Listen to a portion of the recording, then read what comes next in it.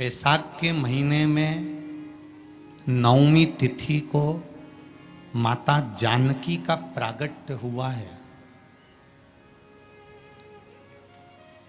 पृथ्वी से।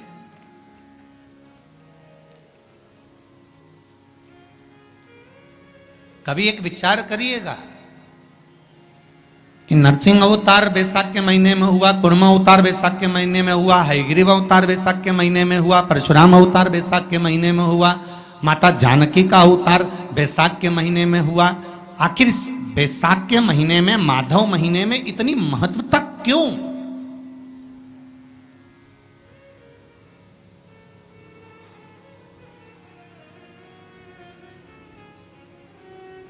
बैसाख के महीने में पड़ने वाली एकादशी, चतुर्थी, प्रदोष, अमावस्या, पूर्णिमा, शिवरात्रि, ये सभी इतनी महत्वपूर्ण क्यों हो जाती है?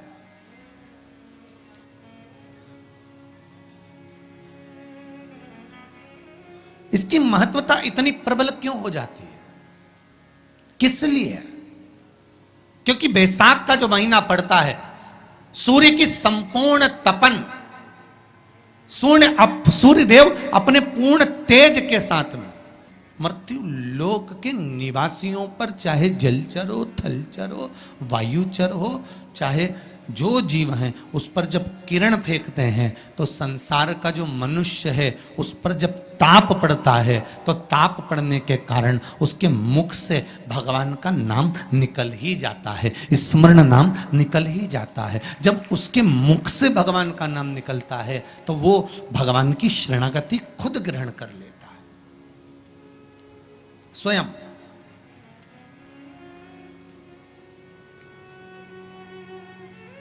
शरणागति ग्रहण कर लेना। बैसाख की पोथी पढ़ते हो आप लोग? आप में से अगर कोई पढ़ता हो बैसाख महीने की पोथी, तो उसमें एक वर्णन आता है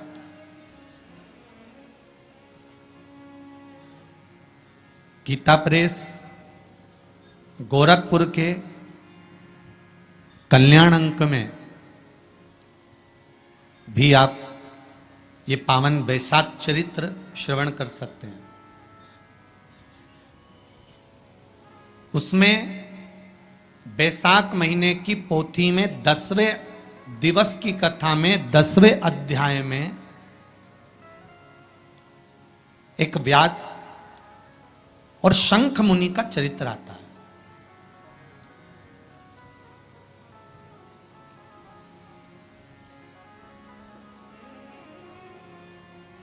शंख मुनि एक बार निकलकर भगवान शंकर के मंदिर में जल समर्पित करने के लिए जा रहे थे और शिव मंदिर की ओर जाते जाते जाते जाते जाते जाते बीच मार्ग में चलते चलते चलते चलते और वो शंख मुनि जब शिव के मंदिर में पहुंचे, शंकर भगवान के मंदिर में जाकर उन्हें दर्शन किया,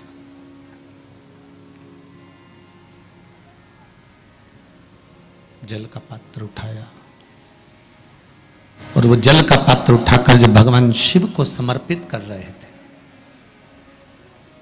तो उसी समय जल का पात्र उठाकर जब शंकर भगवान को समर्पित करा गया और शंख मुनि निकलकर जब बाहर आ रहे थे, आते आते शंख मुनि के मन में एक भाव उत्पन्न हो गया कि जब हम भगवान शिव को कुछ वस्तु समर्पित करते हैं तो उसका फल, उसका पुण्य फल हमें कितने समय में प्राप्त होता है। ये शंख मुनि के मन में एक विचार जागृत हो गया, शंख मुनि के मन में एक भाव जागृत हो गया।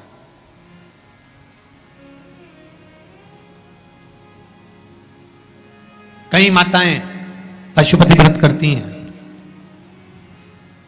कई ऐसी भी माताएं हैं जिन्होंने 2-3 बार पशुपति व्रत कर लिए होंगे, दूसरे को बताया, उसने व्रत करा, उसका हो गया, उसको फायदा भी मिल गया, और ये 3 कर ली, उसके बाद भी कुछ ना कुछ रह गया। तो इसके मन में आया कि बताओ, मैं भी व्रत कर रही हूँ, ये भी व्रत कर रहे हैं, ये भी व्रत को सुन कर रहा है, मैं भी व्रत कर रही हूँ, आखिर बात समझ में नहीं आती। उसको लाभ मिल गया, मुझे लाभ नहीं मिला। उसको लाभ की अनुभूति हो गई, मुझे लाभ की अनुभूति नहीं हुई। तो कभी विचार करना कि तुमने उसको पशुपति व्रत बताया, उसने व्रत किया और बड़े दिल से करा, बड़े बड़े दिल से करा, तुम्हारे बताए अनुसार करा। मतलब तुम्हारी बात पर कितना विश्वास होगा उसको, तुम्हारी बात पर कितना भरोसा होगा उसको। और तुम्हारे बताए अनुसार उसने पशुपति व्रत कर लिया और उसका काम हो गया। और तुम 2 बार 3 बार 4 बार 5 बार कर चुकी तो भी नहीं हुआ। उसका कारण क्या हो सकता है? उसका एक कारण है, तुम्हारी बात पर उसने विश्वास कर लिया, पर तुम अभी विश्वास पूर्ण रूप से कर नहीं पाई हो। तुमने ये सोचा है कि दुनिया कर रही है तो अपन भी कर लो। एक बार महाराज ने बोला है कर लो, देखा जाएगा। पर तुम्हारे बात में वो जागृतता, तुम्हारे पास में वो बल, तुम्हारे पास में वो जागृतता, तुम्हारे पास में वो बल, तुम्हारे पास में वो विवेक, तुम्हारे पास में वो बल प्राप्त नहीं हुआ, वो विश्वास जागृत नहीं हुआ। यदि तुम्हारे पास वो विश्वास जागृत हो जाता, वो बल जागृत हो जाता, तो तुमने जब पशुपति व्रत करा उसका फल तुमको मिल जाता। अगर विश्वास जागृत होता तो फल मिल जाता।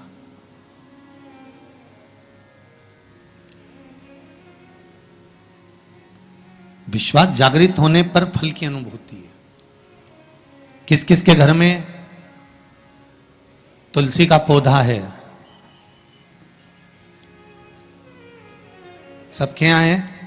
रख लो। कहां लगा है? घर के अंदर कि घर के बाहर? घर के बाहर। ठीक है। दिया लगाते हो? अच्छा, कौन है वो जिस तुलसी मैया को दिया लगाते हो? कौन है वो? बोलते तो जाओ जरा जल्दी जल्दी। माता है। घर में जो सास है वो कौन है? वो भी बोलो तो जम के बोलो जरा। माता है। बैसाख का महीना चल रहा है, बहुत जोरदार गर्मी पड़ रही है, बहुत जोरदार गर्मी, खूब जोर की। तुम्हारी सास की कुर्सी घर के बाहर लगा दो।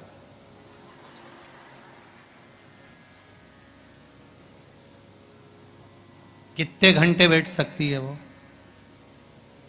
बोलो जरा, जम के बोलते जाओ। यहां विश्वास की कथा चल रही है, भाव और श्रद्धा की कथा चल रही है। कितने घंटे बैठेगी वो? अरे 1 घंटा भी जाने दो जी जी हो। 15 मिनट ऐसी चिलचिलाती हुई धूप में वो बैठ जाए, बहुत कठिन बात, बहुत कठिन। तुम्हारे घर के दरवाजे पर तुलसी का क्यारा है, तुम उसको दिया लगाती हो, माता कहती हो, पूछती हो, पूजती हो। तुमने तुलसा महारानी से कहा, माँ बैसाख की गर्मी पड़ रही है, तेरे को गर्मी लग रही होगी, चल थोड़ी देर में तुझे अपने कक्ष में लेकर चलती हूँ, थोड़ी छांव में रख देती हूँ, तेरे ऊपर एक छत्र लगा देती हूँ, थोड़ा सा एक ब्लाउज का टुकड़ा पड़ा हुआ है, पीस पड़ा हुआ है, उसको मैं तेरे ऊपर डाल देती हूँ, जिससे तुझे गर्मी कम लगेगी। कभी विचार किया? पिनाया है सबने? ए झूठे लियो पाटीदार जी, गाड़ी लगाओ जरा, सबका घर चला। देख के तो आए कित्तों के घर में पिनाया है? अरे देखा देखी में काम बिगड़ जाता है। एक बार कक्षा 8वीं का पेपर था, बच्चों के लिए एग्जाम में लिखने को आ गया, दिल्ली की सबसे बड़ी मीनार का नाम लिखो। आगे वाले ने लिख दिया दिल्ली में कुतुब मीनार है, पीछे वाले ने आगे वाले का देखकर लिख दिया दिल्ली में कुतिया बीमार है। जितने बैठे हैं उसमें से 50, 100, 200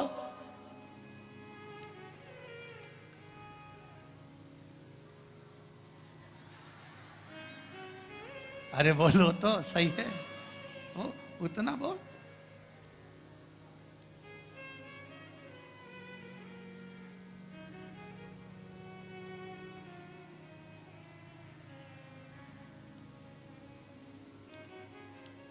ये तो आपकी चित्तवृत्ति में आपको थोड़ा सा वो कहते हैं ना, एक पत्नी अपने पति के पांव छूती है, एक पत्नी अपने पति को प्रणाम करती है, और बाकी की जितनियों से पूछा गया क्या सब पांव छूती है? हाँ, तुरंत तैयार।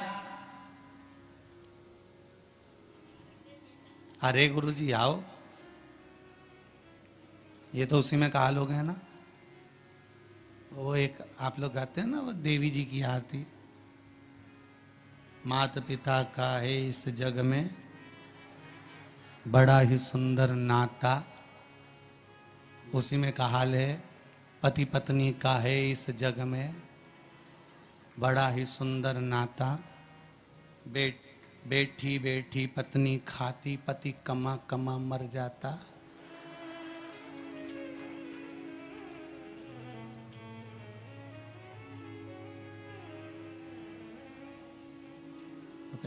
सारी तनख्वाह निपटाने वाली, बच्चों के नाम पर आइसक्रीम खुद खा जाने वाली। विचार करे सुक्का।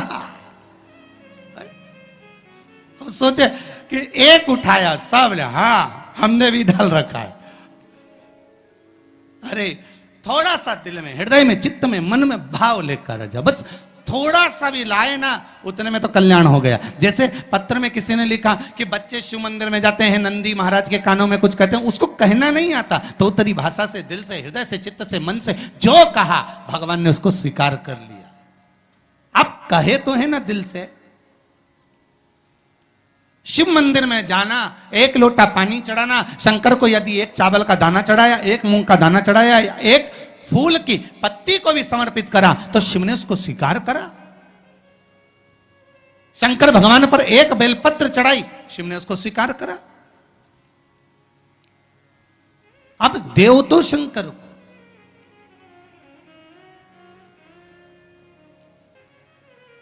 आप भगवान ओघड़दानी को प्रदान तो करो।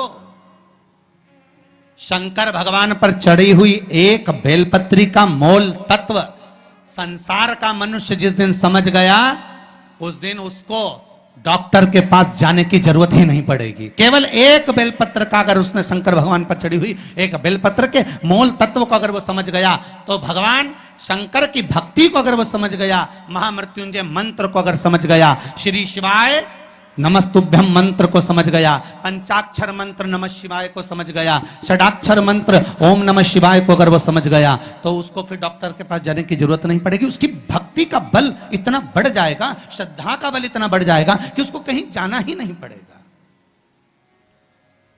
कुछ कहना चाहते हो? देव जरा माइक।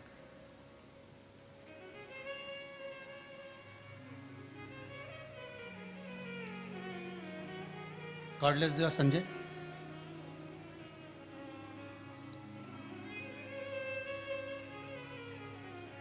एक बेलपत्री का बल कितना प्रबल होता है, एक बेलपत्री का लक्ष्य तत्व तो कितना प्रबल होता है, कितना बलित होता है। वो एक बेलपत्र शिव को समर्पित करना।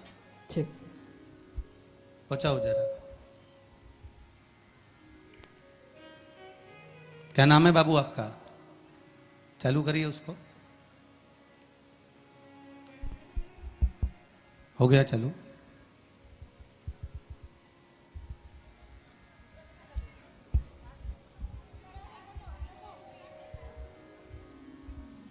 श्री शिवाय नमस्तुभ्यम। श्री शिवाय नमस्तुभ्यम गुरुजी। कहाँ से हैं बाबू आप? मैं बिहार के रहने वाला हूँ, जमुई जिला के, लेकिन मैं जॉब करता हूँ मुंबई में। मुंबई में जॉब करते हैं। भोलेनाथ की असीम कृपा हुई है बाबा मुझ पर। मैं 1 साल से शिव महापुराण की कथा सुनता था, और मैं पहले मेरी माँ सुनती थी, तो 2-4 बार मुझे सुनने के लिए बोली, तो मैं उनकी बात पे ध्यान नहीं दिया। मैं सोचा मैं अपने मोबाइल पे कुछ वीडियो वगैरह गेम वगैरह खेलते रहता था, मैं ध्यान नहीं दिया। जब उन्होंने बहुत मुझे रिक्वेस्ट किया, तो मैं सुना तो मुझे एक ही सी महापुराण की कथा में 3 घंटे की चर्चा में मैं बस आधे घंटे की सुना तो मुझे ऐसा भोलेनाथ की रस चढ़ी कि अभी तक वो चढ़ती गई और ऐसी चढ़ी कि मैं जब भी देखता हूँ मोबाइल में अपने तो शिव महापुराण की कथा भी सुनता दिन रात शिव महापुराण इतना मैं हो गया डूब गया कि रात को भी मैं ईयरफोन लगा के मैं सुनते रहूं। अब मेरी माँ देखे सुने तो बोले अरे तुम तो पागल हो गया। मैं बोले भोलेनाथ की भक्ति में मैं पागल हो ही गया। जब मैं भोलेनाथ से मैं बोला कि भोलेनाथ जब आप मुझे शिव महापुराण की कथा सुनने का मौका दिया है तो एक बार मुझे कथा में पहुंचा दीजिए। लेकिन एक बार आपने उज्जैन में होने वाली थी शिव महापुराण की कथा, वो लॉकडाउन की वजह से कैंसिल हो गई और उस शिव महापुराण की कथा में मैं आने वाला था। लेकिन उस दिन से मैं सोचा कि जब कथा होता था अच्छा इस कथा चला गया अगले कथा में मैं पहुंचूंगा, लेकिन मैं पहुंच नहीं पाता था। आज अब तो पहुंच गए ना। हाँ मैं पहुंच गया, बस बाबा पकड़ तो बुला लिए। मैं बहुत है, बाबा की कृपा बनी रहे। हर मैं भोलेनाथ से मैं बोला कि भोलेनाथ आप मेरी जगह लेके चलो, मुझे नहीं लेके जाते थे। अब मैं आज नहीं, मैं शनिवार कल ही मैं शिव महापुराण की कथा में पहुंचने वाला था। अब पहले भोलेनाथ से बोल दिया भोलेनाथ हरिद्वार में कथा होने वाली है। अब मैंने आपको बोल के थक गया है, अब मैं कुछ नहीं बोलूंगा आपको। अब जो जवाब मेरा करने का है मैं सुना देता हूं, आपको जो अमल करने का करने का। मैं भोलेनाथ को बोला भोलेनाथ मेरी इच्छा है, मेरी शनिवार से रायसेन में कथा होने वाली है, रतलाम में कथा होने वाली है। मेरी आपसे विनती है कि अगर मैं शिव महापुराण की कथा में नहीं जाऊंगा, अगर नहीं पहुंचाएंगे आप, तो आज दिन के बाद आपकी ना कथा सुनेंगे ना तो हम आपकी चौखट पे पैर रखेंगे। अब तो पहुंच गए, यही शिव की कृपा है। बैठिए। हर हर महादेव की जय। यही शिव कृपा। अब एक बेलपत्र का मोल तत्व, एक बेलपत्र का महत्व, शिव की एक पूजन का महत्व जिस दिन समझ गए उस दिन जीवन की सार्थकता अपने आप प्राप्त हो जाए। आप उसको समझो तो। शंभु शरणे पड़ी मांगू घड़ी रे घड़ी दुख कारो दया करी ने दर्शन। शिव के एक बेलपत्र के नहीं जाओगे कभी डॉक्टर के पास, आप शंकर का भजन तो करो।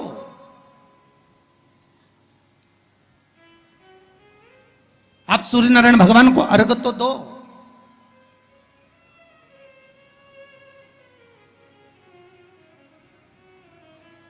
आप एक बेलपत्र शंकर को समर्पित तो करो। जिस बेलपत्र को आप वृक्ष पे से तोड़कर या बाजार में से 5 रुपए की खरीद कर लेकर शंकर भगवान को चढ़ा देते हो, शिव जी के पास जो पहुंच गई, जो अर्पण कर दिया जाता है, भगवान को दे दिया जाता है, वही तो प्रसाद बन जाता है। अरे बोलो जम के। जो शिव जी को दे दिया जाता है, अर्पण कर दिया जाता है, या राम जी को दे दिया जाए, या कृष्ण भगवान को दे दिया जाए, या देवी देवताओं को दे दिया जाए, जो भी हम भगवान को अर्पण करते हैं वो प्रसाद बनता है कि नहीं बनता? अरे बोलो जम के। बनता है ना प्रसाद। तो राम जी को तुमने लड्डू का भोग लगाया तो वो प्रसाद बन गया, उसको तुम लोगों ने खाया कि नहीं खाया? अरे बोलो जम के। खाया। हनुमान जी के मंदिर में ले जाके नरियल फोड़ा, वो प्रसाद बन गया। वो की चिटक निकाल के तुमने खाई कि नहीं खाई? खाई ना। देवी जी के मंदिर में गए, पूड़ी और हलवे का भोग लगाया, वो प्रसाद बना कि नहीं बना? अब शंकर भगवान को कोई तुम रोज तो चूरमा नहीं लगाओगे, शंकर भगवान को रोज तो तुम लड्डू लेकर नहीं जाओगे, शंकर भगवान को रोज तो तुम मिश्री लेकर नहीं जाओगे। तो शंकर भगवान के लिए रोज क्या लेकर जाते हो? बेलपत्र। अगर शिव जी को तुमने जो बेलपत्र चढ़ाया तो वो प्रसाद बना कि नहीं बना? बन गया ना। अब प्रसाद बन गया तो उस बेलपत्र को उठाकर लाकर खाना और खाकर अपनी औषधि के रूप में उसको स्वीकार करना, उसके बाद इस शरीर में चाहे शुगर हो, चाहे बीपी हो, चाहे ब्लड प्रेशर किसी भी रूप में हो, चाहे किडनी, लीवर कुछ भी डैमेज हो रहा हो, डायलिसिस चल रहा हो, अब एक बार बाबा को चढ़ाकर उससे विनती कर कर तो लाओ कि हे शंभु, ये तेरे बल पर लेकर जा रहा हूं। मैंने सुना है तुझ पर जो चढ़ता है वो प्रसाद बन जाता है, और ये त्रिगुणाकार बेलपत्र को मैं लेकर जा रहा हूं, मैं खाऊं और बाबा इतनी कृपा कर देना कि ये औषधि का काम कर दे और मेरी बीमारियां समाप्त कर दे। ये शिव से कहो।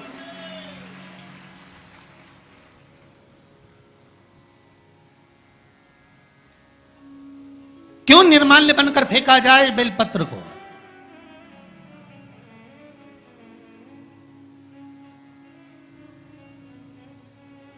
इस बेलपत्र के मूल तत्व को जिस दिन जानोगे, बैसाखी शिवरात्रि शिव महापुराण की कथा चल रही है रतलाम के इस पावन प्रांगण में, और लाखों लाखों लोग कथा को श्रवण कर रहे हैं।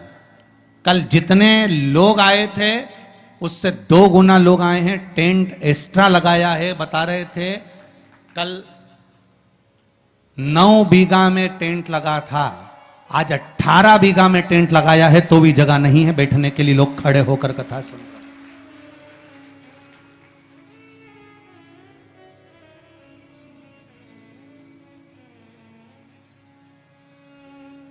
और 18 बीघा के टेंट में भी जगह नहीं। पीछे पुरुष को आप एक निगाह अगर मारकर देखेंगे तो ढेरों में खड़े हैं, इधर देखो उधर देखो, जहां निगाह पहुंच जाए उधर देख लीजिए महाराज।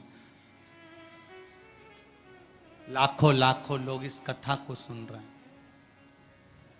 एक नियम बना लो बैसाख महीने से कि शंकर भगवान पर जो बेलपत्र चढ़ी है वो औषधि का काम करती है। शिव पर चढ़ी हुई बेलपत्र मंदिर में क्यों छोड़ें? क्यों नदी में हम इसको विसर्जन करें? क्यों नदी में छोड़ें हम इसको?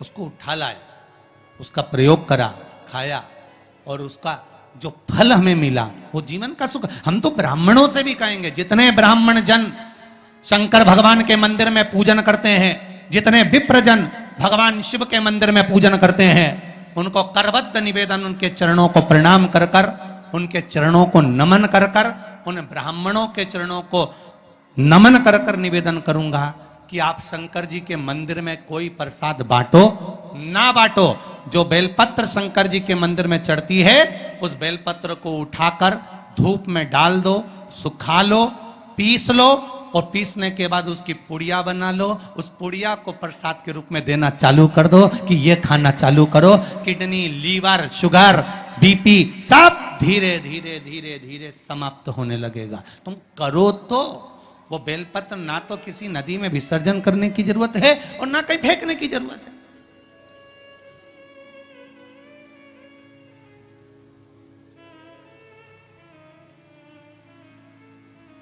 प्रतिदिन भगवान को तुलसी चढ़ाते हो ना, तो रोज भगवान को तुलसी उनके भोग में चढ़ाते हो, उनके सामने चढ़ाते हो, उनके सम्मुख में ठाकुर जी के तुलसी चढ़ाते हो, उठा लाए, प्रयोग में लो, क्यों उसको विसर्जन में डालते हो?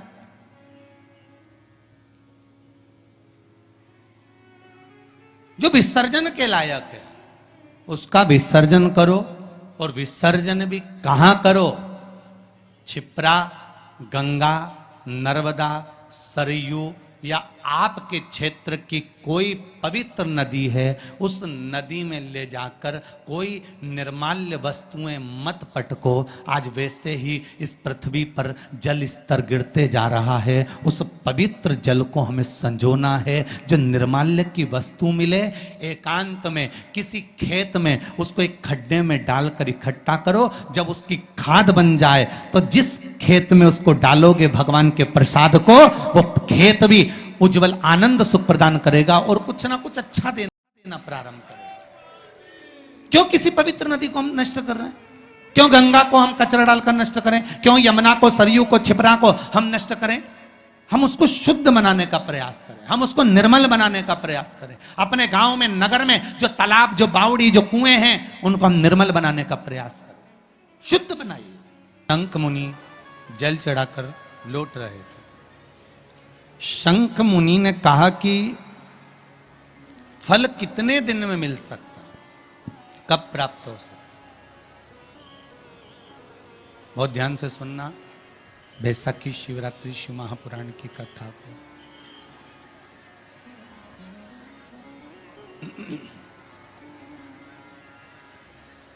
फल कितने दिन में मिल सकता है, कब प्राप्त हो सकता है, कैसे मिलेगा? शिव पुराण कह रही है।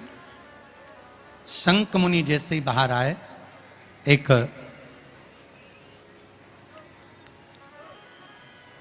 सामने से सर्प निकल कर जा रहा था।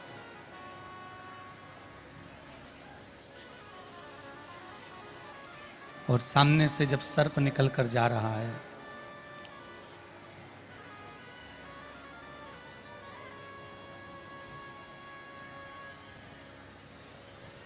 जब सामने से सर्प निकल कर जा रहा है, शंख मुनि को देखकर सर्प ने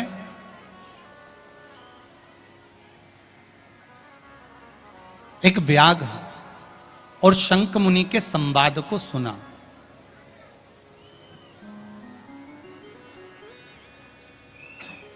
जिस संवाद में शंख मुनि व्याघ्र को बैसाख महीने की शिवरात्रि का वर्णन कर रहे हैं, बैसाख महीने की शिवरात्रि का वर्णन कर रहे हैं।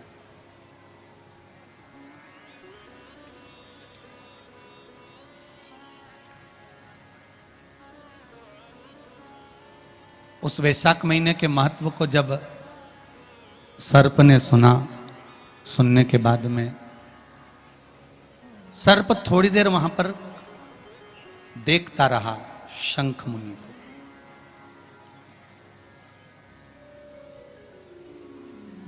कुछ देर बाद जब शंख मुनि वहां से जाने लगे, शंख मुनि जब वहां से जाने लगे तो सर्प ने आवाज लगाई। शंख मुनि को लगा कि ये सर्प है और सांप कहां ये वाणी बोल पाता है, मनुष्य की वाणी को कैसे बोल पाएगा?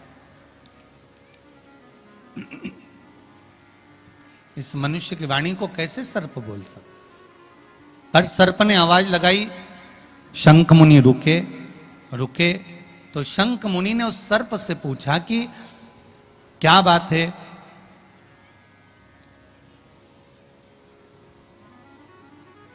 कुछ कहना चाहते हो आप? हाँ प्रभु, मैं अपनी दशा आपको कुछ बताना चाहता हूं।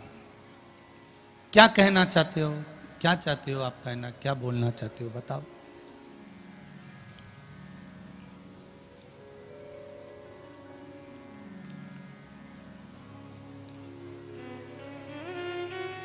क्या बोलना चाहते हो? बोलिए।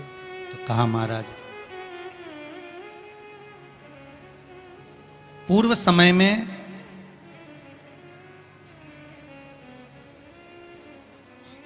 कुशित मुनि का मैं पुत्र, मेरा नाम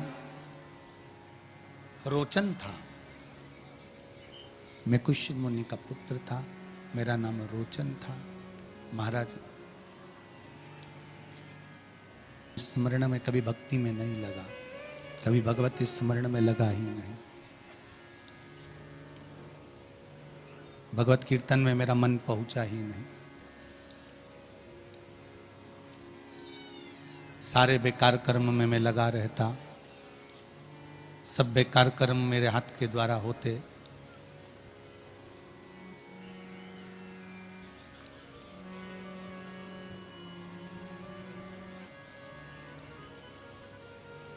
चोरी मैं करता, छल मैं करता, बेईमानी मैं करता, कपट में करता, निंदा में करता, बुराई में करता, सब बेकार कर्म मेरे द्वारा होते। एक बार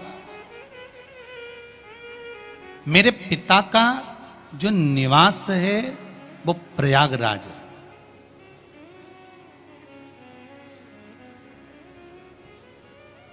आप किस जगह पर रह रहे हो और वहां की धरा क्या कह रही है? एक भूमि का बहुत बड़ा प्रताप होता है महाराज, बहुत बड़ा प्रताप। क्यों कहते हैं कि 12 ज्योतिर्लिंग जहां पर भगवान शिव विराजमान हैं, ऐसे 12 ज्योतिर्लिंग की भूमि में जाकर एक रात्रि विश्राम करना चाहिए। किसी पुरी में जाओ, उस पुरी में जाओ तो 2 रात्रि का विश्राम जरूर करना चाहिए। किसी तीर्थ में जाओ तो इस तीर्थ में जाकर पवित्र नदियों के जल का सींचन, भले आप स्नान करें ना करें, पर पवित्र नदियों के जल का सींचन होना चाहिए।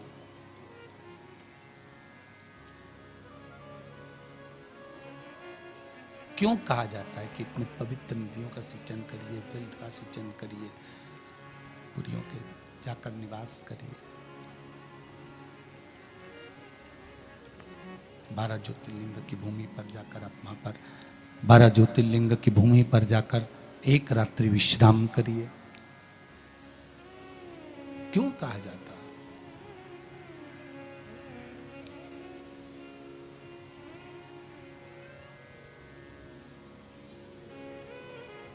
काम, लोभ, आसक्ति, वासना, तृष्णा, मोह, प्रपंच, ये सब जब हम किसी 12 ज्योतिर्लिंग की भूमि पर जाकर एक रात्रि विश्राम कर कर जब भगवान शंकर के नाम का स्मरण करते हैं, पूजन करते हैं, भक्ति करते हैं, भजन करते हैं, कीर्तन करते हैं, मंत्र जाप करते हैं, नाम जाप करते हैं, तब इस शरीर के द्वारा वो रात्रि भर विश्राम करने पर हमारे भीतर का जो ताप है, पाप है, लोभ है, आसक्ति है, तृष्णा है, वासना है, अहम है, ये सब निकल कर बाहर हो जाता है। ये सब निकल कर बाहर, जैसे भट्टी के अंदर लोहे को पकाया जाता है और फिर निकाला जाता है, तो लोहे को जिस आकृति में ढालना होता है उस आकृति में लोहा ढल जाता है। उसी तरह जब हम 12 ज्योतिर्लिंग में से किसी एक ज्योतिर्लिंग की भूमि पर जाकर रात्रि विश्राम करते हैं तो हम भी भगवान शंकर के आशीर्वाद से निखर कर बाहर निकल कर आते हैं। निखर कर हम बाहर,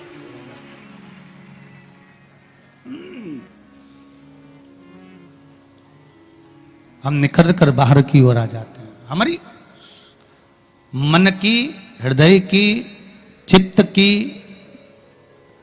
जो सुंदरता है भजन के बल पर, वो सामने प्रकट हो जाती है।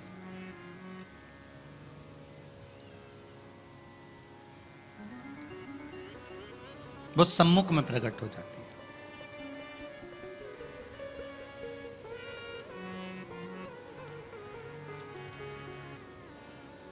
आज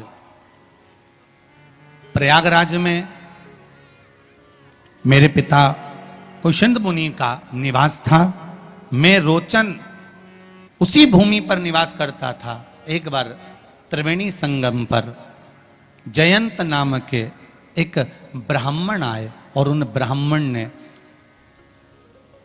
अपने बैसाख महत्म में यह वर्णन किया कि एक बेलपत्र का वृक्ष हो या पीपल का वृक्ष हो या तुलसी का पौधा हो या आंवले का वृक्ष हो या बट वृक्ष हो, उस वृक्ष के नीचे बैसाख के महीने में जो जल समर्पित करा जाता है, उस जल की पुण्याई इतनी प्रबल हो जाती है कि व्यक्ति के जीवन में जितना पाप कर्म करा होता है वो सब निष्फल हो जाता है, वो सब समाप्त हो जाता है।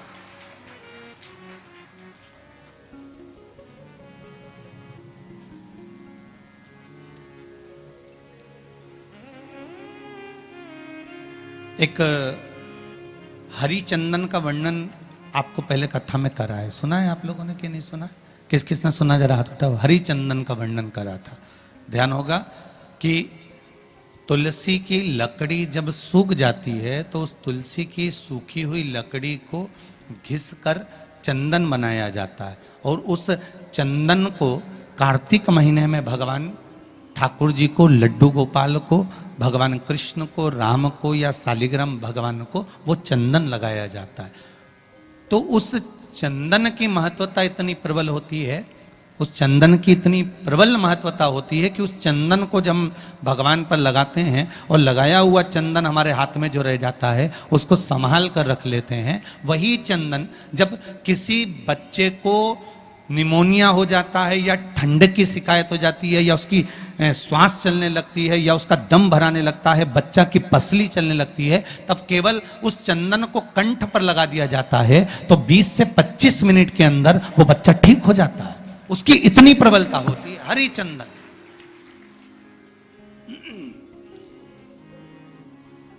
शंभु शंभु हरि चंदन की इतनी महत्वता होती है। अब तुलसी की जड़ को घिसकर उसका चंदन बनाकर भगवान को लगाना, वो हरि चंदन। उसी तरह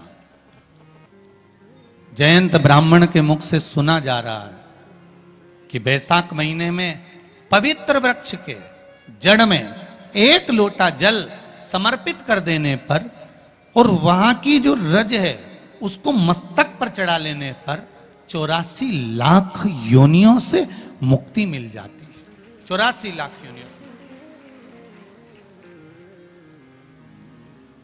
आप में से कितनी माताएं या कितने भाई लोग बैठे हैं जो शंकर जी के मंदिर पर जाते हैं और मंदिर पर जब जाते हैं वापिस जब लौट कर आते हैं तो मंदिर की चौखट का स्पर्श कर कर अपने मस्तिष्क पर उस रज को लगाते हैं? आप में से कितने लोग हैं बहुत सारे, ठीक है। अब जितने लोगों ने हाथ उठाया और नियम से अगर शंकर मंदिर की दरवाजे की चौखट पर भगवान शंकर को जल चढ़ाने के बाद जब आप लौट कर आ रहे हैं और उनकी चौखट पर आपने हाथ फेर कर अपने मस्तिष्क पर उस रज को लगाया है, वो धीरे धीरे अपने भाग्य की ओर देखते हैं। तारीख लिख लेना कि मैंने इतनी तारीख से मंदिर जाना चालू करा, इतनी तारीख से मैं ये काम कर रहा हूं और इतनी तारीख तक मुझे ये फल की अनुभूति हुई। जिस भाव से, जिस हृदय से, चित्त से, मन से, दिल से करते हो, शिव आपके लिए वो कामना पूर्ण करता ही है। मेरा ओघड़ दानी है मेरा शंकर, मेरा शिव ओघड़ दानी है। शंभु शरणे पड़ी मांगू घड़ी रे घड़ी, दुख काटो दया करी ने दर्शन आपो। भगवान शिव से दिल से कहो।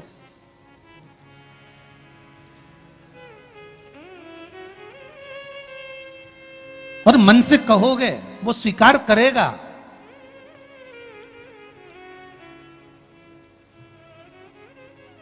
एक बेलपत्री के महत्व को समझना है हमको। केवल एक बेलपत्र। और मेरा कई मंदिरों से और मंदिर के अगर कई ट्रस्टी बैठे हो उनसे सबसे निवेदन है, जो बेलपत्र ज्यादा चढ़ गई हो उसको सुखा लो, पाउडर बनाओ, पुड़िया बनाओ और प्रसाद के रूप में बांटना प्रारंभ करिए। आप उसका फल देखोगे तो आनंद की अनुभूति हो जाएगी। हमें फेंकना नहीं है, हमें उसको निर्माल्य में डालना नहीं, हमें उसको किसी नदी तालाब में ले जाकर पटकना, हमें उसको जल को समझना है, हमको उसको जल से महत्व को समझना है।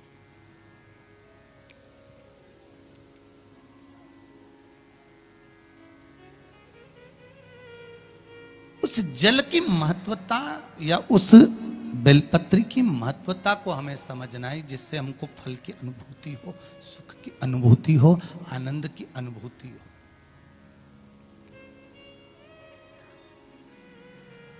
महाराज मैंने जयंत ब्राह्मण के मुख से कथा सुनी, जल के महत्व को सुना, पवित्र वृक्ष के जड़ में जल चढ़ाने के महत्व को मैंने श्रवण किया। जल के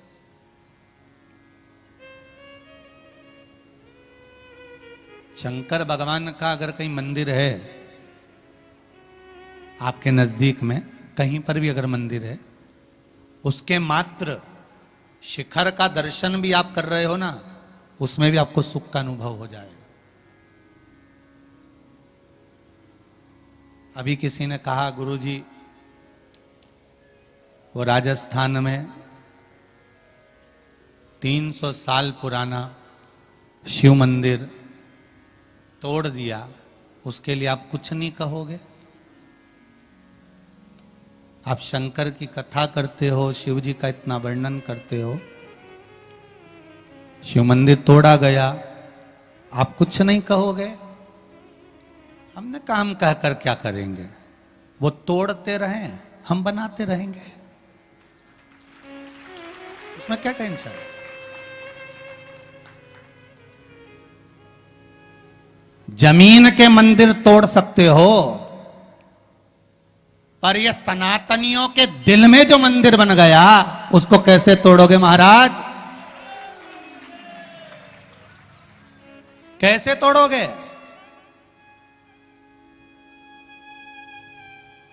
और किस तरह से तोड़ोगे?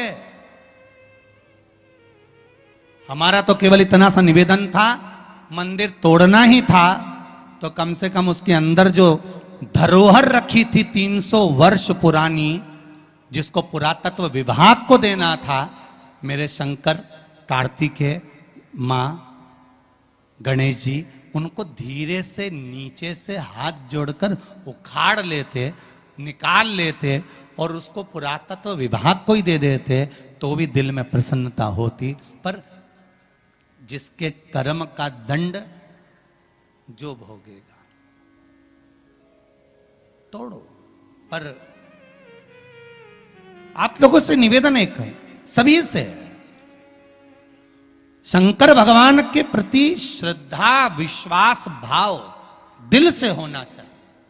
फिर निवेदन करूंगा मेरी जीजियों से, मेरी माताओं से, मेरे भाइयों से, नवयुवक बच्चों से, इतना सा निवेदन है, आप मंदिर भी नहीं जा सकते हैं ना, घर में रहकर भी आप सूर्य नारायण भगवान को जल चढ़ा सकते हो, वो भी नहीं कर सकते तो श्री शिवाय नमस्तुभ्यम मंत्र का जाप कर सकते हो, जिस मंत्र के बल पर आप शंकर को प्राप्त कर सकते हो, शिव को प्राप्त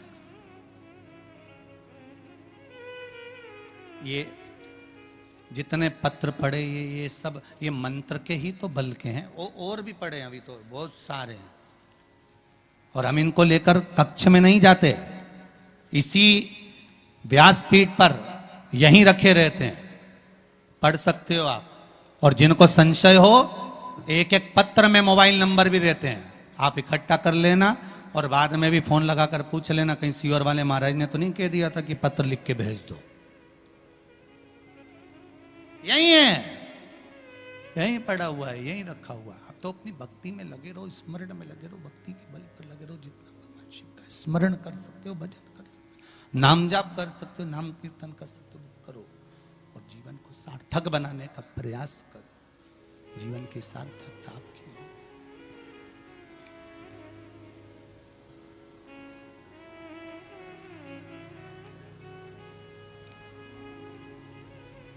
भगवती स्मरण, चित्त वृत्ति, भजन कीर्तन, नाम जाप, मंत्र जाप, नाम कीर्तन, नाम स्मरण जीवन का सुख प्रदान कर देता है। जयंत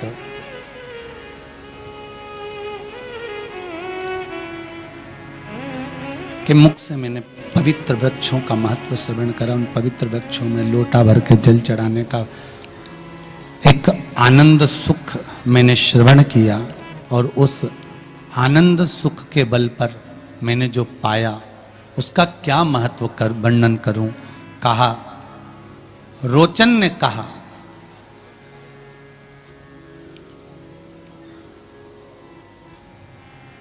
जब मुझे मालूम पड़ा जयंत ब्राह्मण प्रवचन कर रहे थे, कथा कह रहे थे, और मैं सारी मंडली को देखकर बड़ा आश्चर्य में पड़ गया कि इतने सारे लोग कथा में कैसे चले जाते हैं।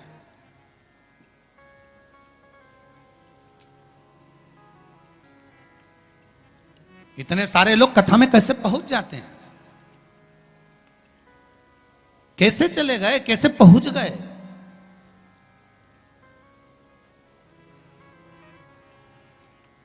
आज रतलाम के कलेक्टर महोदय, एसपी महोदय, एसडीएम महोदय जब प्रातः काल के समय पर मिलने के लिए आए तो उनके चेहरे पर एक प्रसन्नता थी,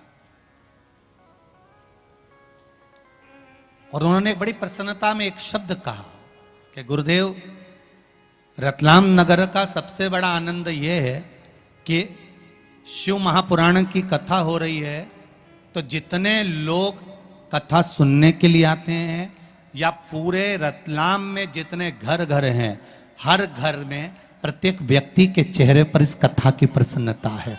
ये शब्द उनके मुख के थे।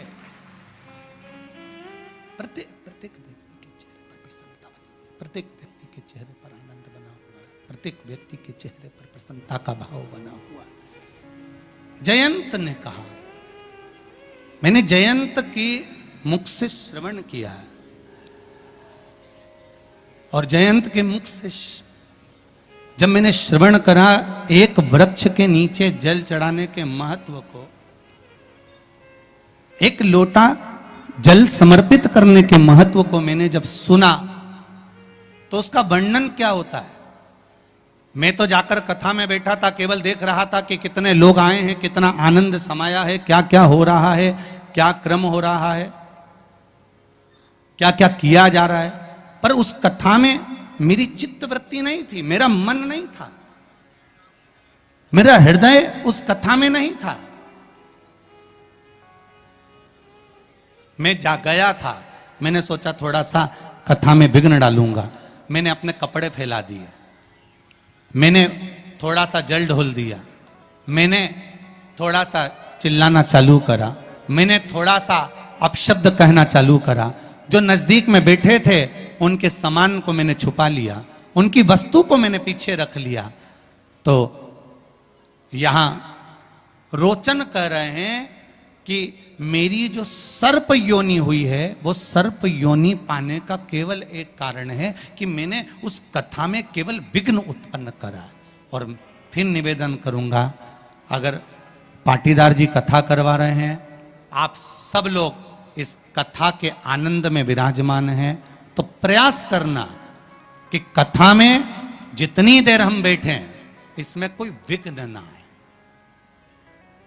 हम भगवान का नाम लेकर, स्मरण कर कर, भक्ति को धारण कर कर, भगवान के भजन को धारण कर कर अपनी चित्त वृत्ति में उतारें और प्रयास करें कि उसमें कोई विघ्न उत्पन्न ना हो, उसमें कोई विघ्न ना हो। क्यों? उसका कारण होता है कि उस विघ्न को हम अगर डालते हैं तो हमको ही भोगना पड़ता है। तो यहां रोचन कर रहे हैं कि मैंने विघ्न डाला और उसका कारण यह हुआ कि मुझे सर्प की योनि मिल गई। पर एक दिन मैंने उस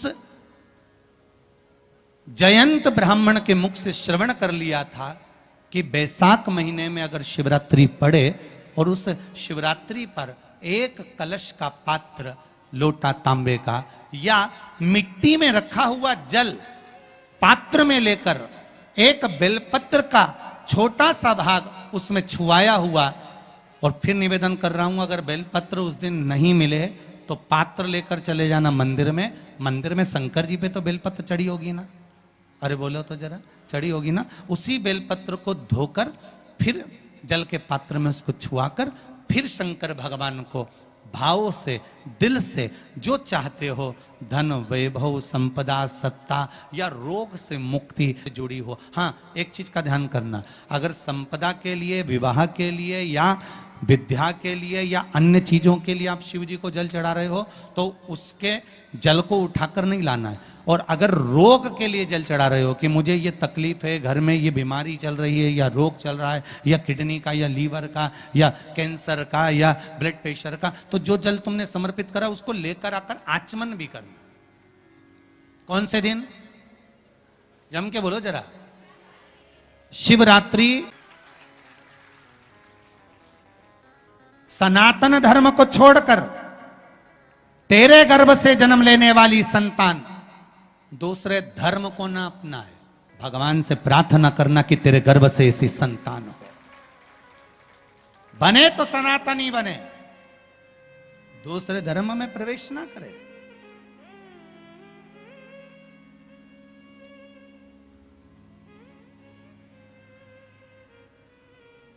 भगवान की भक्ति में रमने वाला चाहिए, भगवान का स्मरण करने वाला चाहिए, नाम कीर्तन करने वाला चाहिए। आज मैंने एक बात श्रवण करी जयंत के मुख से, रोचन कर रहे हैं, मैंने एक बात श्रवण करी जयंत के मुख से कि जयंत ने कहा कि शंकर भगवान के मंदिर में शिवरात्रि के दिन 1 लोटा जल बैसाख महीने में अगर समर्पित कर दिया जाए तो 84 लाख योनियों से छूट जाता हूं। पर मन में एक भाव जागृत हुआ, मैंने 1 लोटा जल शंकर भगवान को समर्पित करा, जब मैं बाहर निकल कर आया तो मेरे मन में फिर वही कपट भाव जागृत हो गए, जैसा मैंने कथा के पंडाल में जाकर कहा था, जैसे मैंने कथा के पंडाल में जाकर कहा था करा कि कपड़े फैला दिए, पानी डोल दिया, कथा नहीं सुनने दी, बैग छुपा दिया, सामान छुपा दिया, वही की वही मेरे कथा के भाव में जो भाव उत्पन्न हुआ था वही की वही मंदिर से जब जल चढ़ाकर आ रहा था, जल चढ़ाकर जब निकल रहा था तो मेरे भीतर फिर वही भाव जागृत हो गया। और मैंने क्या करा,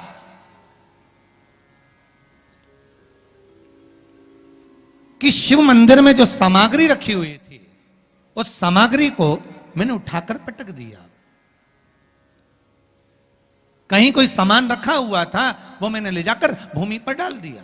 अब भूमि पर डाला, मैंने विघ्न डाला मंदिर में, मेरा शिवजी पर 1 लोटा जल तो चढ़ गया, इतने में निकलते निकलते ब्राह्मण देवता के मुख से निकल गया कि तुम शिव मंदिर में आए हो, शंकर की आराधना करने आए हो और तुम्हारे हाथों से ये पाप कर कर जा रहे हो, तुम आने वाला समय तुम्हारे लिए बेकार है। फिर कहूंगा मंदिर तोड़ना सरल है, पर तोड़ने के बाद इस शरीर के द्वारा भोगना सबसे ज्यादा कठिन है, सबसे ज्यादा।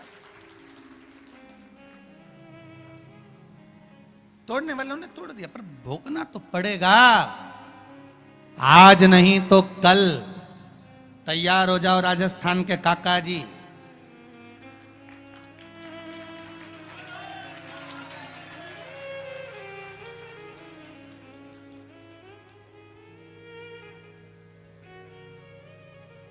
बहुत सारे रिश्तेदार मिल रहे हैं हमारे,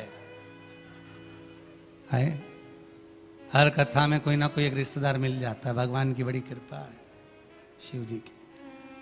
भोगना तो पड़ेगा। कुर्सी का, सत्ता का सदुपयोग वही है जहां पर धर्म है, संस्कार है, संस्कृति है, वहां पर कुर्सी और सत्ता का सदुपयोग है। अगर कितने दिन की कुर्सी रहती है रे भाई, वज्रा विचार करिएगा, कितने दिन की सत्ता रहती है, व्यक्ति अकड़ में फूल जाता है, हम इस पद पर हैं। फिर निवेदन करूंगा, तुम्हारी डिग्री केवल यहीं तक काम आएगी, केवल यहीं तक।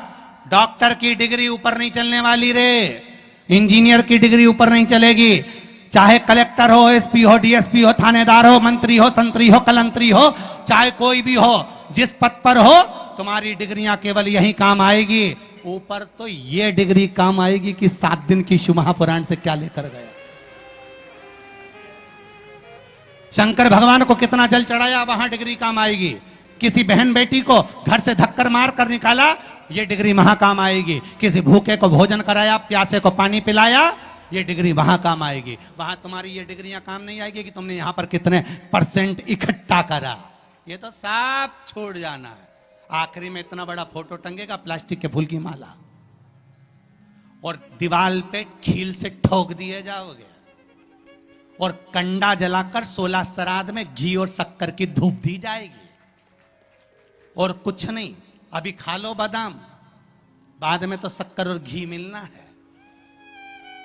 और श्वास की बीमारी में मर गए, उसके बाद भी कंडे की धुआं देंगे कि और मर ले जा,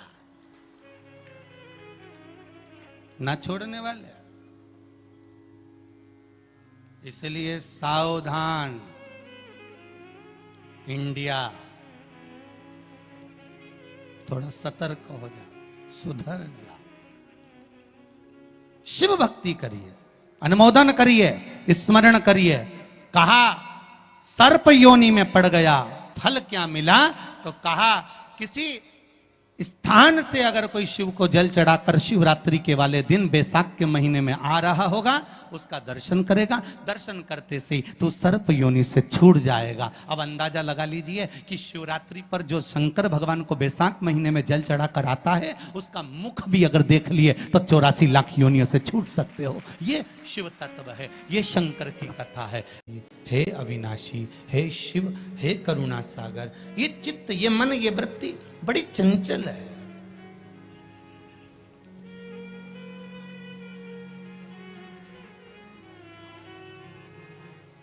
अगर ये मन, ये चित्त, ये वृत्ति थोड़ी भी परमात्मा में लग गई तो जीवन की सार्थकता हो गई।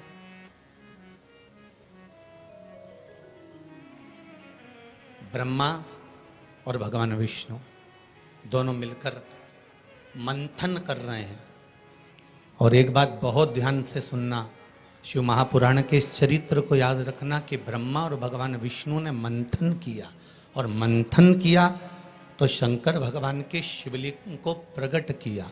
आपसे भी निवेदन है, जब दोनों पति पत्नी, भाई भाई, घर के बुजुर्ग, माता पिता, घर के बच्चे जब एक साथ कहीं बैठे हुए हों, तो शिव महापुराण की कथा कहती है आप भी शिव महापुराण का थोड़ा सा मंथन करो।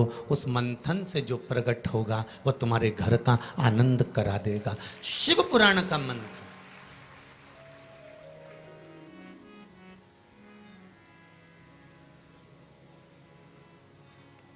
थोड़ी देर अपने माता पिता के पास में जाकर बैठा करो। थोड़ी देर जब घर से जाते हो तो अपने घर में जो मंदिर है, अपने घर में जो देवालय है, अपने घर में जो शिव जी हैं, अपने घर में जो राम जी हैं, अपने घर में जो ठाकुर जी हैं, अपने घर में जो कृष्ण हैं, अपने घर में जो देवता विराजमान हैं, आप उनके पास जाकर बैठकर फिर अपने गंतव्य की ओर अपने कार्य के लिए जाइए। और शाम को जब आओ तो पत्नी और बच्चों से, परिवार से बाद में मिलो। सबसे पहले अगर दुकान की चाबी भी लेकर आए हो, थोड़ा सा धन भी लेकर आए हो, थोड़ा सा सामान भी लेकर आए हो, थोड़ा सा व्यापार का कुछ चीज भी आप लेकर आए हो, तो सबसे पहले जाकर भगवान के मंदिर में जो आपके घर में है उसके पास में बैठकर उसको बताया करो, आज मैंने व्यापार करा उसमें ये लाभ हुआ, आज मैंने व्यापार करा उसमें ये हानि हुई, और आपकी कृपा से आज मैंने दुकान, व्यापार, व्यवसाय आज का पूरा करा। हे देवाधिदेव महादेव, हे मेरे ठाकुर, हे मेरे कृष्ण, हे मेरे राम, आज भगवान की कृपा, आपकी कृपा बहुत बनी रही और मेरा सब कार्य सफल हुआ। बाबा को प्रणाम करो, नमन करो, और फिर अपने माता पिता, परिवार, कुटुंब, कबीला जिससे मिलना है मिलो, फिर मिलो।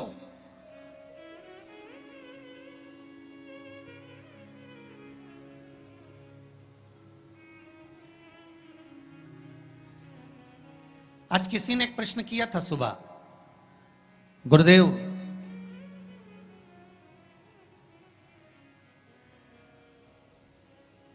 अगर भगवान के मंदिर जाना है हमको, और शरीर में अगर कष्ट है, शरीर में अगर रोग है, शरीर में अगर बीमारी है, शरीर में अगर दुख है, शरीर में अगर कष्ट है, तो क्या नहाना जरूरी है?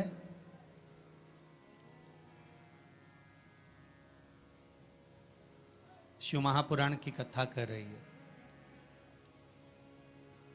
मत नहाओ, स्नान कर लो,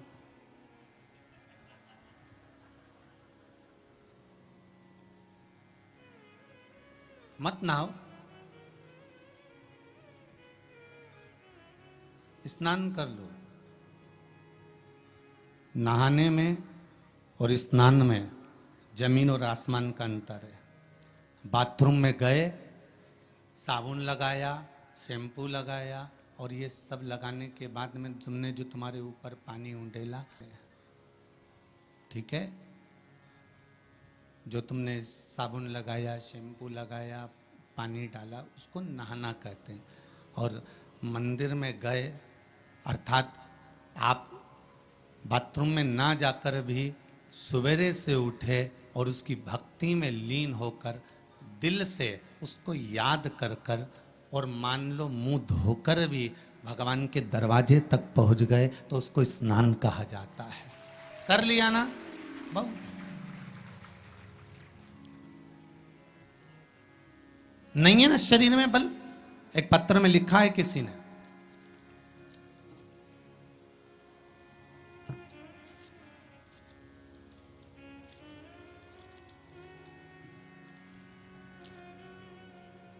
मैं बदनावर धार के पास बालोदा में रहती हूँ। मेरा नाम शांति बाई कुमावत है। कहीं बैठी हो तो खड़ी हो जाएं। आप ही हैं? दोनों हाथ हिला दो एक बार। मेरा नाम शांति बाई कुमावत है। गुरुदेव, आज मैं अपने पैरों पर खड़ी हूं और घूम रही हूं, ये शिव की ही कृपा है, शंकर की कृपा है। मैं कैंसर से पीड़ित हूं। बहुत सारे अस्पतालों में मेरा इलाज हुआ है। ऐसा कोई हॉस्पिटल गुजरात का, राजस्थान का और महाराष्ट्र का नहीं जहां पर मेरा इलाज नहीं हुआ। रह रह कर कैंसर उपज रहा था, परेशान हो गई थी गुरुदेव। तब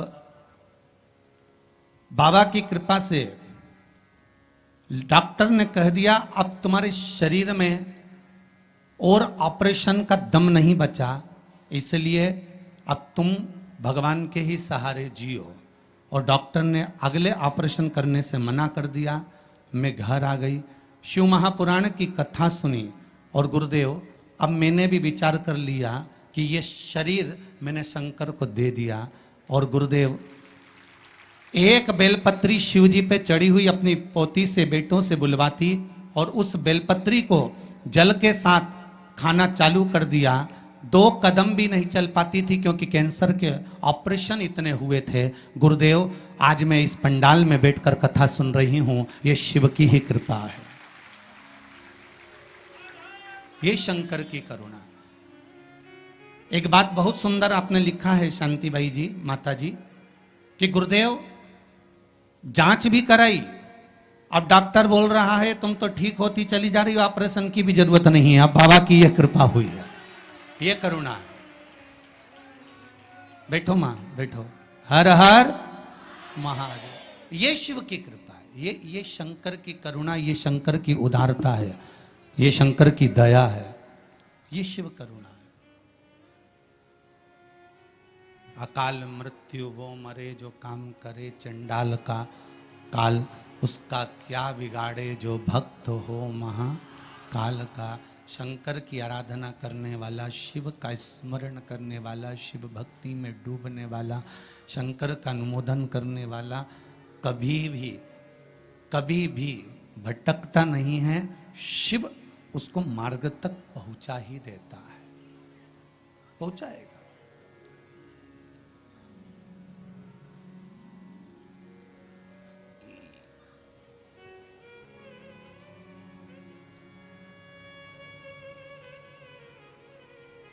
जितना शरीर का वजन है, बहुत ध्यान दीजिएगा जरा।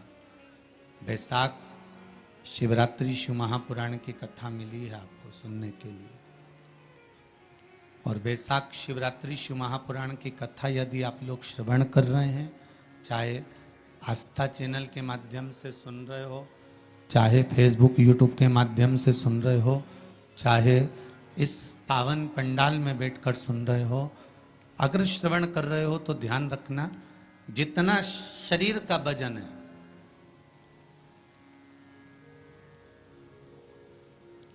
70 kilo, 25 kilo, 20 kilo, 15 kilo, 50 kilo, उतना ही किलो के हिसाब से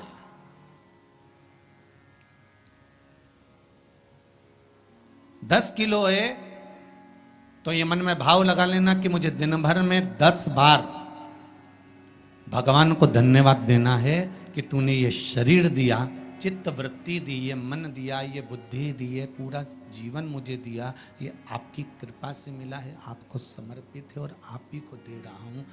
10 किलो के हो तो 10 बार आप भगवान को धन्यवाद दीजिए, 20 किलो के हो तो 20 बार धन्यवाद दीजिए, 80 किलो के हो तो 80 बार धन्यवाद दीजिए, 90 किलो के हो तो 90 बार धन्यवाद दीजिए कि ये आपकी कृपा से मुझे प्राप्त हुआ है।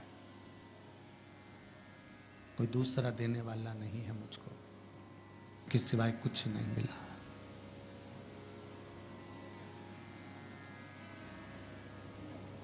बड़ी मुश्किल से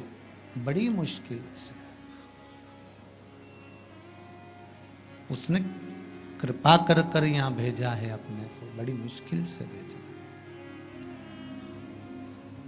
शंभु शरणे पड़ी मांगू घड़ी रे घड़ी, दुख काटो दया करी ने दर्शन। भगवान से प्रार्थना करते रहो, निवेदन करते रहो, उसके चरणों में जाकर धोख लगाते रहो, उसको नमन करते रहो, उससे विनती बार बार करते रहो कि तेरे बल पर जी रहा हूँ, तेरी कृपा से जी रहा हूँ, तेरी करुणा से जी रहा हूँ, उसके सिवाय कुछ भी नहीं है महाराज। भगवान विष्णु और भगवान ब्रह्मा ने मंथन किया और भगवान विष्णु और भगवान ब्रह्मा जब मंथन करे तो उस मंथन में शिवलिंग प्रकट हुआ।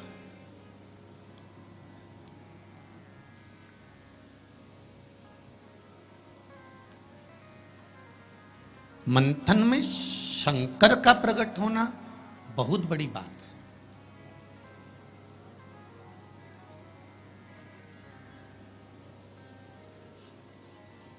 जैसे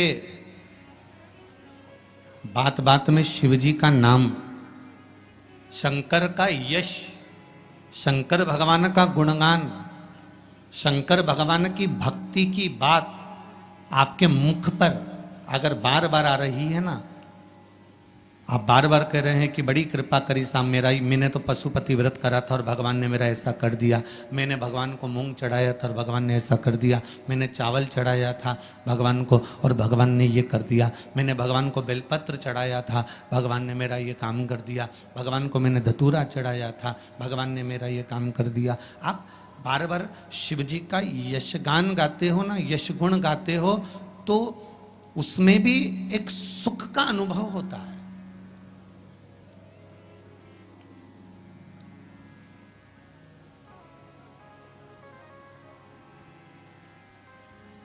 आपके यश गुण गाने में भी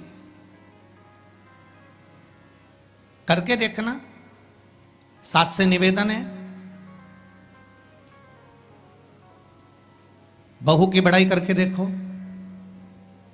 बहू का यश गुण गाकर देखो। कितनी भी बुरी बहू हो, कितना भी अपशब्द कहती हो, कितना भी ताना देती हो, कितनी भी गाली देती हो, कितना भी आड़ा टेढ़ा बोलती हो, भले तुम्हें संभालती हो ना संभालती हो, तुम्हारा सम्मान करती हो ना करती हो, तुम्हारा आदर करती हो ना करती हो, उसके बाद भी तुम 4 लोगों से अपनी बहू की बड़ाई कर कर देखना। खूब बड़ाई करना उसकी, खूब यश गुण गाना उसका। भले वो गाली दे, अपशब्द के ताना दे, कुछ भी बोले, पर तुम यश गुण गाओ उसका, खूब गाओ और खूब दिल से यश गुण गाओ उसका।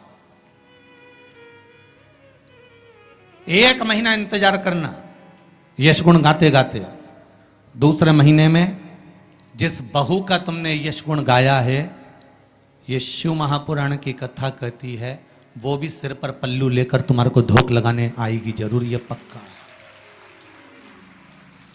अपने भीतर कुछ अच्छा तो लाओ।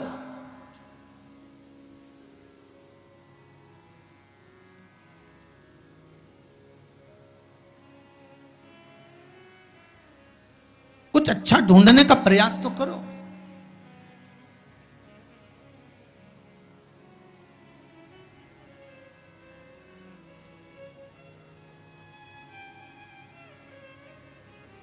आज कोई कह रहा था गुरुजी पूरे भारत में पूरे जगह पर देखा जाए तो आज दुनिया के लोग ये भगवान के नाम से क्यों इतना चिढ़ने लगे।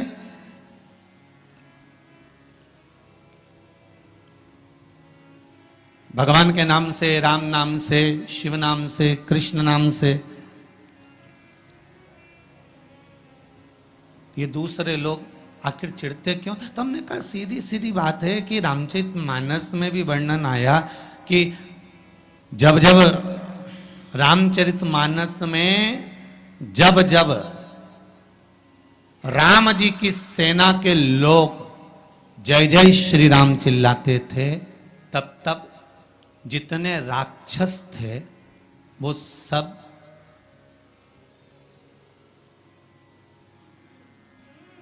जितने राक्षस थे, जितने भी राम सेना के दल के लोग जब जब श्री राम चिल्लाते थे, जितने भी राक्षस थे वो सब भिनक जाते थे, सब भिनकते थे, सब गुस्सा करते थे, सब क्रोध करते थे। जब उस समय पर भगवान के नाम से राक्षस भिनक जाते थे, तो आज के समय के राक्षस भी तो जय जय श्री राम करने पे भिनकेंगे कि नहीं भिनकेंगे। जरा विचार तो करो।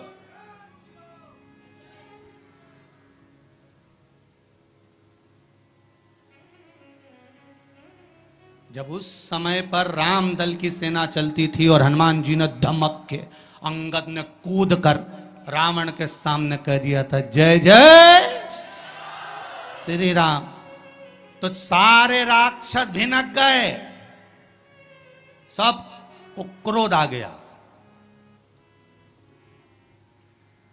सबको गुस्सा। तो जब त्रेता में ये हाल था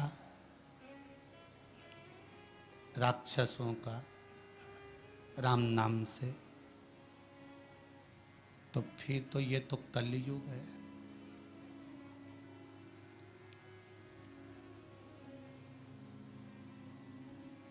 अब तुम राम बोलोगे तो थोड़ा सा तो भिनकट्टा छूटेगा ही इनके भीतर भी, थोड़ा थोड़ा तो आएगा। पर आग लगे बस्ती में, अपन रहो मस्ती में, जो ज्यादा भिनके नहीं तो उसको भिनकने दो।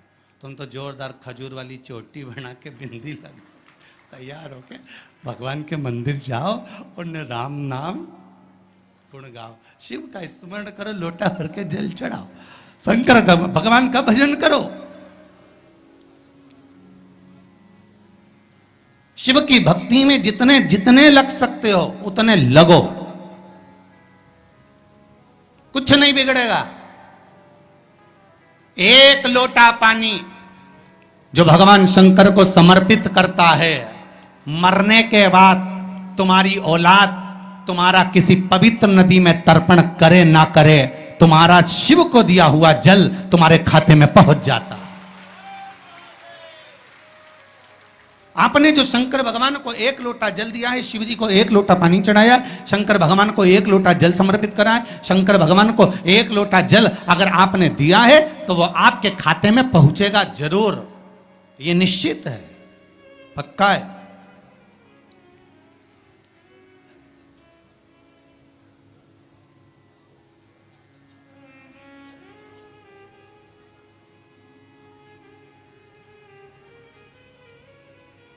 और शिव भक्ति के अनुसार, शंकर भगवान के अनुमोदन के अनुसार, पहले भी कथा में कहा, आज फिर कह रहे हैं, आप जब शंकर भगवान को एक लोटा जल समर्पित करते हो तो वो 33 कौटि देवताओं के हिस्से में चले जाता है, एक भाग पितरों के हिस्से में चले जाता है, एक भाग आहूतों के हिस्से में चले जाता है, एक भाग वाचुकों के हिस्से में चले जाता है। आपने जो भगवान को दिया वो धीरे धीरे धीरे धीरे धीरे धीरे धीरे बढ़ता चले जाता है, भगवान के धामों में पहुंचता चले जाता है।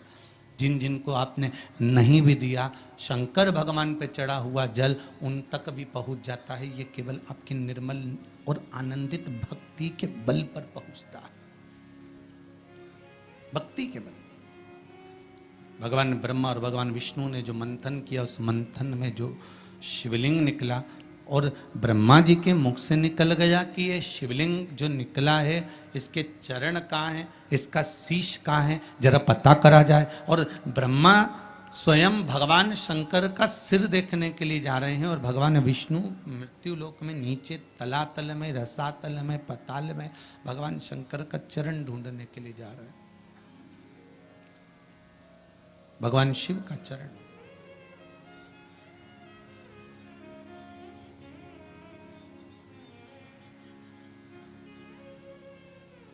गए दोनों, वो ऊपर गए, ये नीचे गए देखने के लिए।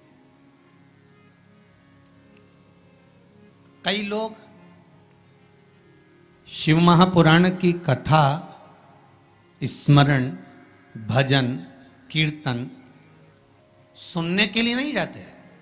मंदिर में कई लोग भगवान शंकर पर जल चढ़ाने नहीं जाते हैं। कई लोग ये देखने के लिए जाते हैं कि कौन आया कौन नहीं आया, किसने सुना और किसने ना सुना, किसने धारण करा किसने ना करा।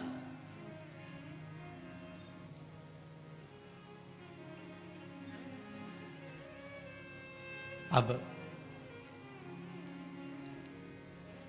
ब्रह्मदेव ऊपर गए, इतने ऊपर पहुंच गए, इतने ऊपर पहुंच गए, इतने ऊपर पहुंच गए कि उनके भीतर अभिमत्ता, अहंकार थोड़ा थोड़ा समाहित होने लगा और उन्होंने केतकी के पुष्प को तोड़ लिया और केतकी के पुष्प से कहा कि तुम नीचे चलो मेरे साथ में। भगवान विष्णु के सामने चलकर कह देना कि मुझे भगवान शंकर का शीश मिल गया।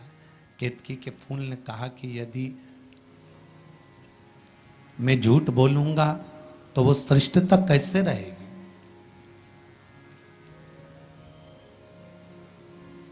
मेरे झूठ बोलने की श्रेष्ठता कैसे होगी, कौन मानेगा मेरी बात को। सामने से गौ माता निकल कर जा रही थी, गाय से कह दिया तुम चलकर कह दो कि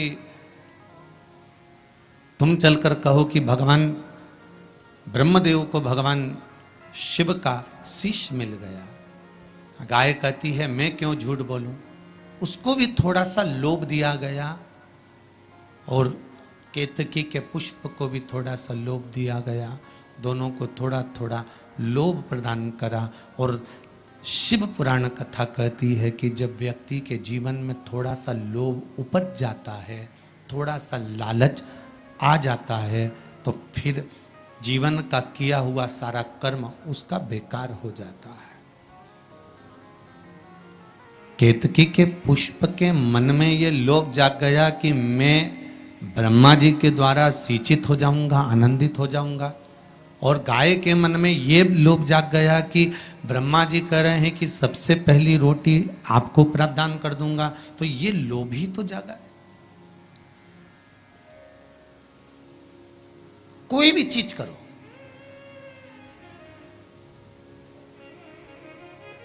अगर कोई सत्कर्म आप कर रहे हैं, थोड़ा सा अच्छा कार्य आप कर रहे हैं, भगवत भजन आप कर रहे हैं, कीर्तन आप कर रहे हैं, मंत्र जाप आप कर रहे हैं, स्मरण आप कर रहे हैं, नाम जाप यदि आप कर रहे हैं, तो वो लोभ से परित होना चाहिए, बहुत दूर।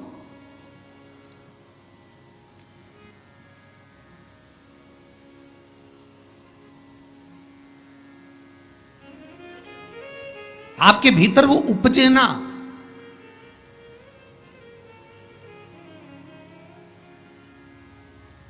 फिर चाहे दुनिया के लोग कितना भी कहे ना, वो एक बेल बेचारा किसान का एक बेल कुएं में गिर गया, अब कुएं में गिर गया तो वो किसान का बैल जब कुएं में गिरा तो ये देखा कि कुएं में से बैल को निकालना है। खूब मेहनत करी किसान ने बैल को निकालने की, पर वो बैल निकल नहीं रहा था। बहुत बहुत बहुत बहुत मेहनत करने के बाद भी वो बैल नहीं निकला। बहुत अथक प्रयास करा गया पर बैल नहीं निकला। तब किसान ने फिर कहीं मशीन वाले से कहा होगा कि इस बैल को निकालना है। मशीन वाले ने कहा 25,000 रुपये लग जाएंगे, 20,000 रुपये लग जाएंगे। तो उसने सोचा 20,000 25,000 लग जाएगा तो इससे अच्छा है कि इसको पड़े ही रहने दो। बैल किसी काम का तो था नहीं, बूढ़ा हो गया था। अगर बैल बूढ़ा हो गया है तो इसी कुएं में पड़े रहने दो, मर जाएगा। इसी कुआं भी सूख गया है, इसमें कोई दिक्कत वाली बात नहीं, अपन कचरा पटकते जाएंगे, बैल को वहीं की वहीं दबा देंगे। गाँव के लोगों से कह दिया मेरा बैल कुएं में गिर गया है और ये बूढ़ा हो गया था। एक काम करो, तुम्हारे गांव का जितना भी कचरा है ना, घर वाले वो सब लाकर इसमें डालते हैं ना, बैल मर जाएगा, धीरे धीरे उस पे मिट्टी डल जाएगी। गांव के लोगों ने कचरा लाकर डालना चालू करा। जैसे जैसे बैल के पास में कचरा पटकना प्रारंभ करा, बैल भी समझदार था। इधर कचरा पटकते तो इधर पांव रखकर खड़ा हो जाता, इधर पटकते तो इधर पांव रखकर खड़ा हो जाता। धीरे धीरे पूरा कुआं भराते चले गया और बैल कचरे पर पांव रखते रखते रखते रखते रखते रखते बाहर आ गया।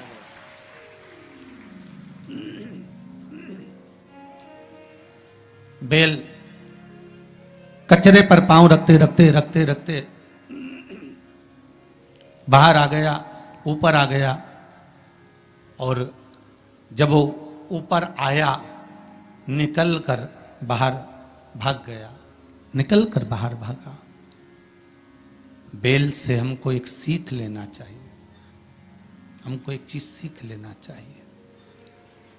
बुराई करने वाले कितनी भी बुराई करेंगे, निंदा का कचरा, बुराई का कचरा कितना भी पटकेंगे, हमको केवल उस पर पांव रखकर निकल कर बाहर की ओर चले जाना है और हमारे जीवन को सार्थक बना लेना है। करे करे तो करे।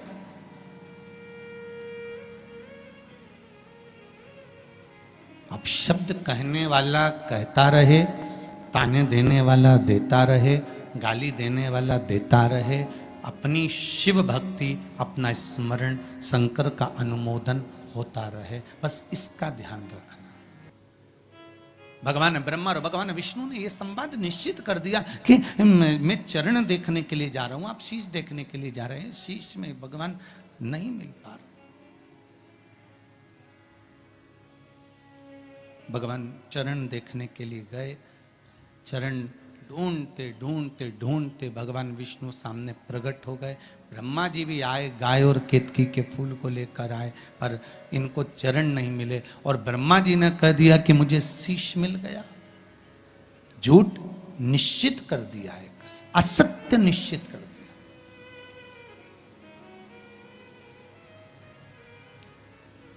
जितने झूठ बोलने वाले होते हैं ना, उनसे एक निवेदन है, बोलो। तुम्हारी झूठ बोलने की आदत है ना, खूब बोलो, हमारी तरफ से एकदम फ्री। झूठ बोलो, खूब बोलो। गला पकड़ रहा है बाबू। झूठ बोलो, खूब बोलो, दमदारी से बोलो।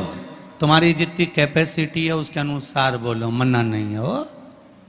हम ये भी नहीं बोलेंगे कि मत बोलो, पर झूठ कहां बोलना है वो समझ लेना। पत्नी पति से झूठ ना बोले, शिव महापुराण की कथा कहती है। एक झूठ माता सती ने शंकर जी से कह दिया था, मैंने कोई परीक्षा नहीं ली। सती का क्या हाल हुआ? बोलते जाओ जल्दी जल्दी, अपने रतलाम वाले हैं, बोलते जाओ। सती का क्या हुआ था? जल के क्यों जली? क्या जरूरत पड़ी सती माता को जलने की? क्यों जली है माता सती? क्यों भस्म हुई है माता सती? क्या कारण था माता सती के जलने का? केवल एक झूठ माता सती ने भगवान शंकर से आकर कह दिया था, मैंने कोई परीक्षा नहीं ली, कोई परीक्षा नहीं ली। शंकर भगवान ने ध्यान लगाकर देख लिया, तुम मार्केट में पल्लू यहां लेके चल रही हो कि यहां? तुम आकर पति ने पूछा क्यों, तो वो दुकान पे खड़ी थी और थारा पल्लू इधर पड़ा था। कहीं नहीं, मैं तो यूं च पड़ी। तुमने किसी और को देख लिया होगा। ठीक है, अब पहले के समय में शंकर भगवान ध्यान लगा कर देख लिए थे कि सती मैया ने झूठ बोला कि सच बोला। आज के जमाने में तो दुकान दुकान में कैमरा लगा हुआ, वो पकड़ के ले गया, चल अभी चल तुम्हारे साथ, तुम्हारे झुटला रही, मुझे झुटला रही, चल। और गाड़ी पे ले गया ने बिठाया, और कई हाल चल रहे बलबीर थारा बस जोरदार। ला थारी भाभी अभी आई थी कि नहीं आई थी, सामान लेने आई थी, सिर पे पल्लू था कि इनंग धरा था, क्या अब मैं सामान दिखाऊं कि भाभी का पल्लू देखो। ठीक है, जरा कैमरा लगा थे तो अरे चार चार लग गया है, तो जहां थारी भाभी खड़ी थी वहां कैमरा था, ये लग गया हमारा पीछे ही, ले जरा दिखाना। और जो दिखाया तो पल्लू तो यंज धरा था। तो उन्हें कहा तो झूठ बोल दी। फिर शिव पुराण कह रही है सती मैया ने शंकर जी से झूठ बोला। पत्नी कभी अपने पति से झूठ ना बोले। और ये केवल पत्नियों के लिए ही नहीं है,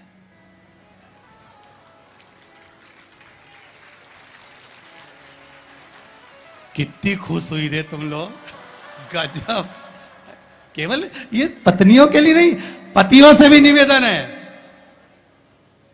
झूठ ना बोले। पत्नी पति से, पति पत्नी से झूठ ना बोले। और एक निवेदन करूंगा मेरे घर की बेटियों से, क्योंकि आप मेरे घर की बेटी हो, भारत की भूमि पर जन्म ली हो, और भारत की भूमि पर जो बेटियां जन्म लेती हैं वो मेरे ही घर की बेटी कहलाती है। उनसे निवेदन करूंगा कि आप, मेरी बेटियों से निवेदन है, सबसे झूठ बोल लेना, पर जिस माँ ने तुमको कोख में रखा और जिस पिता ने पूरी जिंदगी तुम्हारे ऊपर खर्च कर दी, कमा कर लगाने में, पढ़ाने में, उस माँ बाप से कभी झूठ मत बोलना, सत्य कह दो कि ये बात है।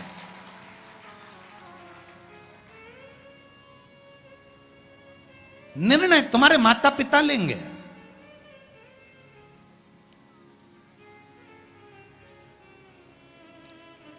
गणेश जी महाराज की शादी होना थी, घर में बड़े कौन थे? शंकर जी के, कार्तिक है। शादी किसकी हो रही है? गणेश जी की। प्रजापतियों की कन्या रिद्धि और सिद्धि।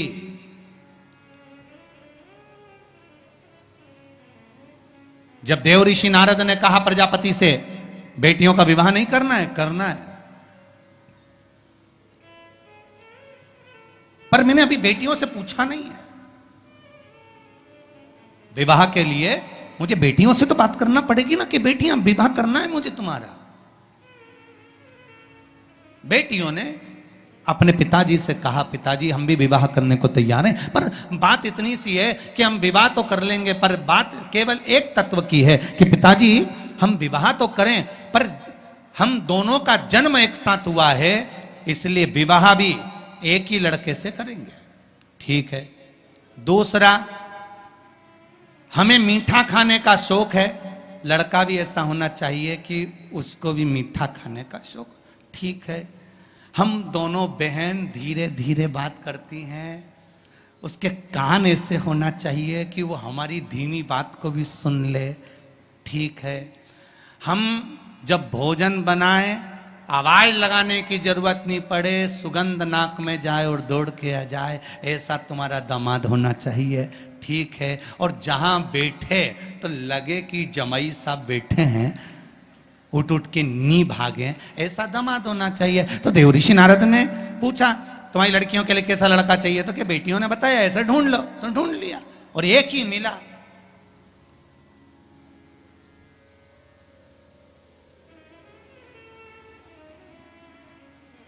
और वो दामाद भी कोई साधारण नहीं था। सब देवताओं की शादी हो रही थी, गणेश जी की शादी नहीं हो रही थी। क्यों? क्योंकि इनको मुंह काय का लगा था? हाथी का। अब जब मुख हाथी का लगा हुआ है तो सबसे पहले प्रथम देवता गणेश जी महाराज थे और सबसे पहले ब्याह शादी में इन्हीं को बुलाते थे। पर दिक्कत एक ही थी कि इनकी नहीं हुई थी ना, तो ये सबका काम बिगाड़ देते थे।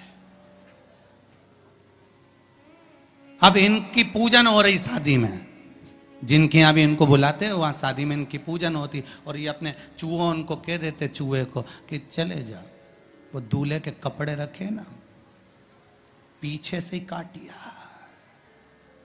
और जितने दुल्हन के कपड़े धरे उनके भी कुतरिया, जब कुतर दे। और चूहे जाते और शादी में जो दूल्हा दुल्हन कपड़े पहनते सब कुतर देते हैं।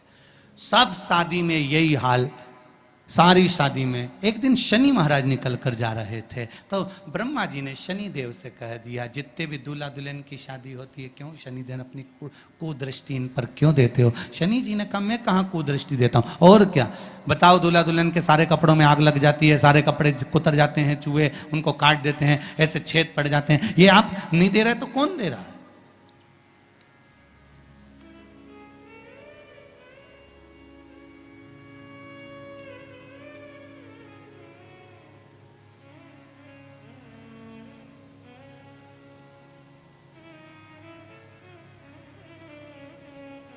अगर ये नहीं देंगे तो कौन देगा? शनि महाराज अच्छी बात नहीं है। शनि देवता ने कहा नहीं नहीं नहीं नहीं, मैं नहीं करता। फिर मालूम पड़ा श्री गणेश जी महाराज करते हैं। तो सबसे पहले ब्याह गणेश जी का पक्का करा कि भैया ये इसका ब्याह पहले होना चाहिए, और सब कुछ गणेश जी में था। कान भी ऐसे थे बड़े बड़े कि सुनाई भी अच्छे से दे जाता, नाक भी ऐसी थी कि यहां बैठे वहां से सूंघ लेते, और दामाद भी ऐसा था कि एक बार बैठ गया तो 10 दिन उठता ही नहीं था। कोई साधारण थे।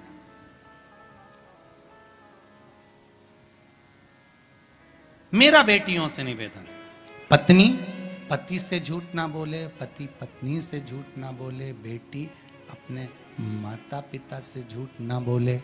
मेरा निवेदन है, शिष्य अपने गुरु से झूठ ना बोले, और भक्त भगवान से कभी झूठ ना बोले। यहां तक सीमित रखो, यहां तक सीमित, बहुत है। और झूठ बोलना एक जगह पर जरूर बोलना। कहां? यदि कोई गाय कसाई के यहां कट रही हो, वहां जाकर झूठ बोल देना कि ये गाय मेरी है, छुड़वा कर लिया ना। झूठ वहां बोल दो। झूठ बोलने के भी स्थान बताए गए, कहां कहां झूठ बोलना है, कैसे कैसे झूठ बोलना है, किस तरह से झूठ बोलना है, स्थान बताए गए महाराज। कि ये गाय अगर कसाई के यहां कट रही है तो वहां झूठ बोल दो कि ये गाय मेरी है, ये कटे ना, ये मेरी है। ब्रह्मा जी ने झूठ बोला शिव जी के सामने, केतकी के पुष्प ने झूठ बोला शंकर जी के सामने, गौ माता ने झूठ बोला शिव जी के सामने। महाराज अंत क्या हुआ? केतकी के पुष्प को श्राप लगा, सारे देवताओं पर चढ़ेगा पर शंकर पर नहीं। गाय को श्राप लगा, तेरा शरीर पूजा जाएगा पर मुख नहीं। ब्रह्मा का सिर जिससे वो झूठ बोल रहे थे, उस सिर को काटा गया, लुढ़कता लुढ़कता शीश गया, कर्मनाशा नदी प्रकट हो गई। अंत में ब्रह्मा का कटा हुआ सिर बट का वृक्ष बनाना पड़ा, बट वृक्ष बनाना पड़ा। आखिर झूठ बोलने वाले मुख की गति बहुत बुरी हो जाती। और पहले के समय में अदालत नहीं होती थी, पहले के समय में पंचायत नहीं होती थी, पहले के समय में एक काम होता था, गांव के लोग उसको ले जाते थे, शंकर जी के मंदिर में खड़ा कर देते थे और उठा गंगा जल और कह दे कि तूने ऐसा नहीं करा। मतलब शिव के मंदिर में झूठ बोलने वाला व्यक्ति अंत समय में पलंग पर तड़प तड़प कर मरता है, उसके शरीर की गतियां बेकार हो जाती, शरीर की गतियां बेकार। इसलिए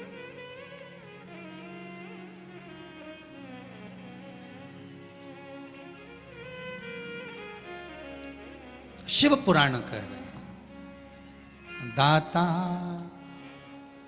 तेरा मेरा प्यार कभी ना बदले भोले, तेरा मेरा प्यार कभी ना बदले शंभो, मेरा ये विश्वास कभी ना बदले शंभो, मेरा ये विश्वास कभी ना बदले। भगवान के प्रति विश्वास, श्रद्धा, भाव हृदय चित्त से कहा जाए और शिव से विनय करी जाए।